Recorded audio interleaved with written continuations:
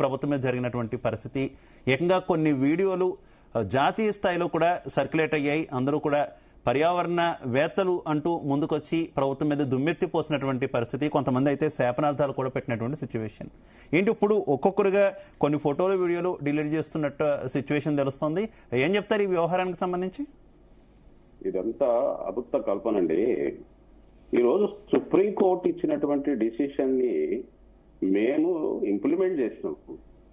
మేము మా స్వర్గీయ ఇందిరాగాంధీ గారు ప్రధానమంత్రిగా ఉన్నప్పుడు 2,374 ఎకరాల భూమి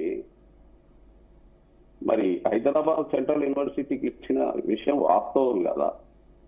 మరి అదే విధంగా మరి ఇది చంద్రబాబు నాయుడు గారు చేసిన పాపం అనేది ఆ రోజు రాజశేఖర రెడ్డి గారు దాన్ని రద్దు చేసి మరి ఐఎంజీ వాళ్ళ చేతులకు వెళ్లకుండా గడిచిన 10 సంవత్సరాలల్లా ఎక్కడ కూడా వీళ్ళు దాన్ని 10 సంవత్సరాలు దాదాపుగా మరి ఎక్కడ కూడా కోర్టులో వీళ్ళు సరైనటువంటి అడ్వకేట్స్ పెట్టకుండా దాన్ని రిప్రజెంట్ చేయకుండా మరి వదిలేసిన ఘనకీర్తి మరి వీళ్ళది, మరి ఈ బీఆర్ఎస్ వాళ్ళది కాదా.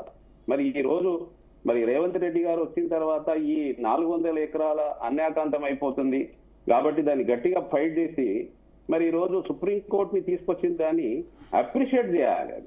ఇప్పుడు ఆ రోజు మరి కోర్టు ఏమన్నది, ఈ భూమిని మీరు ప్రభుత్వ భూమిగా ప్రకటించినప్పుడు ప్రభుత్వం పని ఏంటండి, ప్రభుత్వం హ్యాండ్ ఓవర్ చేసేసుకొని మరి అది ఒక మనకున్నటువంటి సంస్థ గొప్ప చెప్పడం జరిగింది. దాన్ని మరి అది కాపాడడం కోసమే చేసినాం. కానీ ఈ రోజు హర్షించదగ్గ విషయం ఈ రోజు అది మరి ప్రజలంతా హర్షించాల్సిన అవసరం ఉంది. ఈ రోజు అక్కడ దాని ఇంకా మరి ఉన్నటువంటి రాజకీయ నాయకులు ఈ రోజు బీజేపీ వాళ్ళు కానీ బీఆర్ఎస్ వాళ్ళు కానీ దాన్ని పెద్ద ఎత్తున దాన్ని ప్రచారం చేసి ఏదో గోబల్ ప్రచారం చేసి మరి దాన్ని ఎందుకు కాపాడలేకపోయినండి? 10 సంవత్సరాలు వాళ్ళకి ఎందుకు పట్టిందండి అది?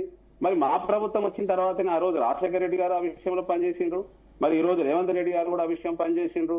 మరి దాన్ని కాపాడి మేము ప్రజలకు అంకితం చేయడానికే ఉన్నాం. కానీ ఈ రోజు ఉద్యోగాలు కావాలి, మరి పరిశ్రమలు రావాలి, పెట్టుబడులు రావాలి. గడిచినటువంటి 10 సంవత్సరాల ఒక్క ఉద్యోగం ఇచ్చిన పాపాన్ని పోలేదు. మరి ఇప్పుడు ఈ రోజు 14 నెలల్లో దాదాపుగా 57,000 ఉద్యోగాలు ఇవ్వగలిగినాము. మరి ఈ రోజు ఉద్యోగాలు కావాలి, ఎంతో మంది నిరుద్యోగులు ఉన్నారు మన రాష్ట్రంలో. 18 సంవత్సరాల నుంచి 35 సంవత్సరాల వాళ్ళు దాదాపుగా 55% మరి ఈ రోజు యువకులు ఉన్నారు.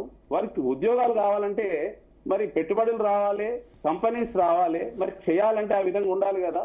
ప్రభుత్వ పరంగా సుప్రీంకోర్టు ఇచ్చిన ఆదేశాన్ని పాటించడం తప్ప ఇంకా వేరే వ్యవహారం ఏమీ లేదు కదండి అక్కడ.